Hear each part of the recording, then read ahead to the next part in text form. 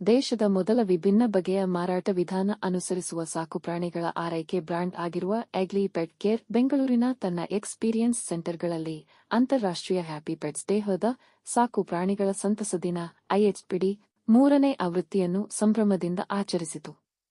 Happy pets day ಹಿಂದಿನ 2 ಆವೃತ್ತಿಗಳ ಯಶಸ್ಸಿನ ಬಳಿಕ ಆಯೋಜಿಸಲಾಗಿದ್ದ ಕಾಕತಾಳೀಯವಾಗಿ ಸ್ನೇಹಿತರ ದಿನ ದಂದೇ ನಡೆದ ಈ ವಾರ್ಷಿಕ ಕಾರ್ಯಕ್ರಮವು ಸಾಕುಪ್ರಾಣಿ ಮಾಲೀಕರು ಹಾಗೂ ಅವರ ಮುದ್ದಿನ ಸಾಕುಪ್ರಾಣಿಗಳನ್ನು ಒಂದೇ ತಾಣದಲ್ಲಿ ಒಗ್ಗೂಡಿಸಿತು. ಅವರ ನಡುವಣ ವಿಶೇಷ ಬಾಂಧವ್ಯವನ್ನು ಸಂಭ್ರಮಿಸಿತು. ಜೊತೆಗೆ ಸಾಕುಪ್ರಾಣಿಗಳ ಮುನ್ನೆಚ್ಚರಿಕೆಯ ಆರೋಗ್ಯ ಕಾಳಜಿ ಸೇವೆಗಳ ಮಹತ್ವದ ಬಗ್ಗೆ ಜಾಗೃತಿ ಮೂಡಿಸಿತು.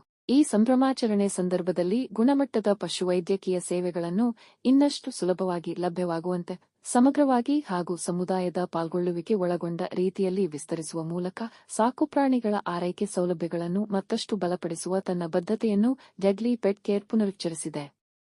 ದೇಶದಾದ್ಯಂತ 15ಕ್ಕೂ ಹೆಚ್ಚು ನಗರಗಳಲ್ಲಿರುವ 35 ಎಕ್ಸ್ಪೀರಿಯನ್ಸ್ ಸೆಂಟರ್ಗಳಲ್ಲಿ ದಿನಪೂರ್ತಿ ನಡೆದ ಈ ಸಂಭ್ರಮಾಚರಣೆಯಲ್ಲಿ 500ಕ್ಕೂ ಹೆಚ್ಚು ಸಾಕುಪ್ರಾಣಿಗಳು ಹಾಗೂ 500ಕ್ಕೂ ಹೆಚ್ಚು ಸಾಕುಪ್ರಾಣಿ ಮಾಲೀಕರು ಭಾಗವಹಿಸಿದ್ದರು.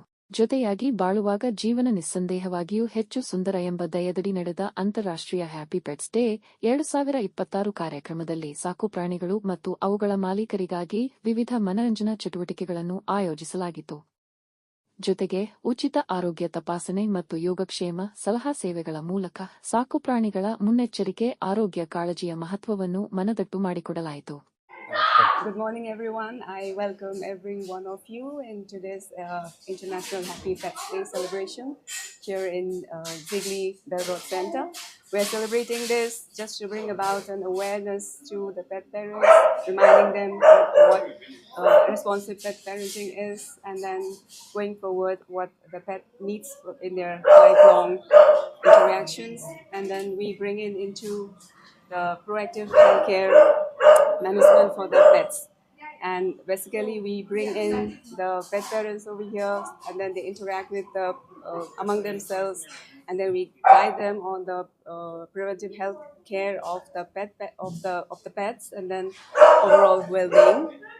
And here we are celebrating today with the pets with many activities that help the pets into having their mental stimulation activities, socialization, and overall exercises that they will be needing throughout.